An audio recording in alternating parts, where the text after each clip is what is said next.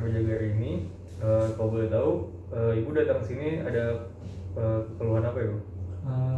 Enggak sih dok, enggak ada keluhan, cuma pengen konsultasi aja. Mau konsultasi. Saya kan ini lagi hamil dok. Sebentar lagi kan saya mau punya anak, terus mau menyusui. Saya pengen tahu manajemen ASI, terus cara mengerasi juga dok. Saya kan orangnya sibuk kerja. Oh baik. Jadi ibunya mau tahu nih, lebih tahu lagi tentang bagaimana manajemen ASI itu. Iya. Baik.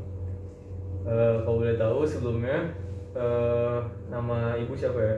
Maria dok. Maria. Umur ibu berapa tahun? Umur 26. 26 tahun. Untuk tempat tinggalnya sekarang di mana, Bu? Tempat tinggal di Bintaro dok. Bintaro. Untuk pekerjaan sehari-hari ibu apa? Kayak kantoran gitu sih dok. Karyawan swasta ya? Iya. Oke. Sebelumnya ibu sudah tahu belum tentang manajemen ASI ini? Belum dok. Belum tahu sama sekali ya? Iya dok. Nah, mungkin untuk pertama saya akan jelaskan dulu tentang bagaimana sih, apa sih pentingnya dari pemberian ASI eksklusif kepada bayi. Lalu juga ada tentang inisiasi menyusui dini, lalu ada proses atau bagaimana sih posisi menyusui yang benar, lalu juga cara memerah ASI yang benar. Nah, pertama ini saya akan jelaskan dulu kenapa bayi itu harus diberikan ASI eksklusif. Nah, di mana ASI eksklusif itu diberikan 6 bulan setelah bayi itu lahir. Nah, si ASI eksklusif ini dimulai dari bayi itu lahir. Nah, jadi pada saat lahir itu kan ASI masih mengandung banyak kolostrum. Nah, di dalam kolostrum itu mengandung banyak sekali imunoglobulin A, di mana berfungsi untuk meningkatkan daya tahan tubuh bayi. Nah, pada ASI juga ditemukan banyak karbohidrat, protein, lemak, lalu juga ada vitamin dan zat besi juga, di mana itu dapat menjadi untuk tubuh bayi itu agar menjadi lebih sehat lagi. Nah, lalu manfaat dari pemberian ASI eksklusif ini agar ibu itu dengan anak ikatannya kuat atau bondingnya semakin kuat, dan juga dapat juga menjadi sebagai KB alami, karena dengan menyusui itu dapat mencegah terjadinya ovulasi. Nah, selanjutnya saya akan menjelaskan tentang sebelumnya yang tadi udah paham ya Bu, kenapa diberikan ASI eksklusif. Nah, selanjutnya saya akan memberitahu tentang inisiasi menyusui dini atau IMD. Nah, IMD ini dilakukan segera setelah bayi itu lahir. Nah, jadi sebelum si bayinya itu digunting tali pusarnya, si bayi itu diletakkan ke arah payudara ibu. Nah, nanti didekatkan, lalu akan diarahkan di areolanya. Nah, nanti si bayi itu akan menuju sendiri ke papila atau puting. Nah, nanti bayi itu akan mulai menghisap susunya. Nah, jadi dibiarkan dulu nih, jangan dilakukan tindakan apapun sampai si bayi ini selesai menyusui.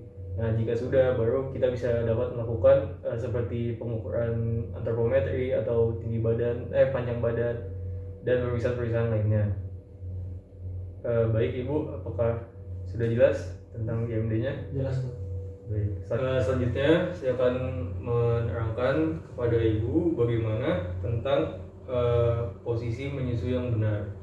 Nah, pertama, posisikan bayi itu menghadap ke arah tubuh ibu. Pertama, tangannya itu kita gunakan misalnya untuk menyusui menggunakan payudara yang sebelah kiri, kita gunakan tangan kiri sebagai untuk menopang bayi. Nah, jadi ditaruh bayinya seperti ini. Nah, lalu kita posisikan bayi itu menghadap ke arah tubuh ibu atau ke dada. Nah, kepalanya itu menghadap ke arah tubuh, lalu juga pastikan perut dan dada bayi itu menyentuh ke tubuh ibu. Nah, lalu sebelum ingin memasukkan papila atau putingnya, kita angkat terlebih dahulu menggunakan tangan kanan. Kita angkat sedikit, lalu otomatis mulut bayi akan terbuka. Nah, kita masukkan puting tadi ke mulut bayi sampai melewati ke langit-langit mulut bayi. Lalu kita lepas sampai putingnya sudah masuk semua, dan kita pastikan atau kita lihat si areola bagian bawahnya itu lebih sedikit daripada areola yang bagian atas. Nah, itu menandakan kalau bayi itu sudah benar posisinya. Kan tadi ibu bilang ya di awal, karena ibu itu bekerja juga ya, jadi bagaimana sih biar si bayi itu tetap bisa menerima ASI walaupun ibu tidak berada di sekitarnya ya. Jadi jika ibu memiliki alasan tertentu nih yang menyebabkan ibu tidak bisa menyusui bayinya secara langsung, dapat dilakukan dengan cara pemerahan ASI atau ASI perah. Nah, itu dapat disimpan di dalam yang direkomendasikan itu menggunakan botol kaca, dan juga bisa juga diletakkan di plastik khusus ASI atau ASI perah. Mungkin udah jelas Bu tentang ASI perah ini? Jelas. Nah, selanjutnya saya akan memberitahu atau menjelaskan bagaimana sih cara memerah ASI yang benar. Nah, pertama ibu nanti melakukan cuci tangan terlebih dahulu. Setelah itu persiapkan wadahnya, bisa menggunakan botol kaca atau juga menggunakan plastik khusus ASI atau ASI perah. Nah, selanjutnya ibu setelah cuci tangan tadi, ibu memposisikan badannya itu tegak, lalu condong ke depan, badannya sedikit condong ke depan, lalu meletakkan kedua jari, yaitu ibu jari di atas di jam 12, lalu untuk jari telunjuk itu di arah jam 6. Lalu dilakukan penekanan sampai ASI keluar. Lalu ditekan secara perlahan sampai ASI keluar. Nah, sambil ditaruh di dalam wadah. Nah, kalau sudah dilakukan secara berulang nih sampai si payudara itu sudah dirasakan kosong. Lalu pindah ke payudara yang sebelahnya. Menggunakan dua jari juga, jempol atau ibu jari itu di jam 12, lalu jari telunjuk itu di jam 6. Lalu dilakukan penekanan sama seperti yang di sebelah payudara sebelah kanan tadi. Nah, kalau sudah ibu dapat menyimpan susunya itu atau ASINya di dalam freezer, di mana jika ditaruh di dalam freezer itu bisa bertahan hingga sekitar 2-5 hari. Lalu jika nanti akan digunakan atau diberikan kepada bayinya, dapat dilakukan dengan cara dihangatkan. Dengan cara susu itu ditaruh di dalam gelas yang berisi air hangat. Nah, jangan sampai airnya itu terlalu panas. Nah, selanjutnya jika ASI yang sudah diberikan tadi masih ada sisanya, nah itu tidak boleh dibekukan lagi atau tidak boleh dikonsumsi lagi oleh bayi. Jadi harus langsung dibuang.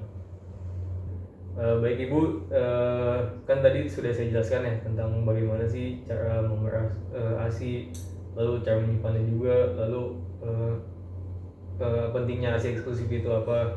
Pokoknya tentang manajemen ASI lah, tadi kan sudah saya jelaskan.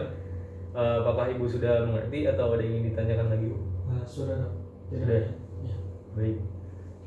Semoga nanti kelahirannya lancar ya Bu ya. Sampai mudah-mudahan anaknya juga sehat. Ya, amin. Terima kasih dong. Ya, sama-sama Bu.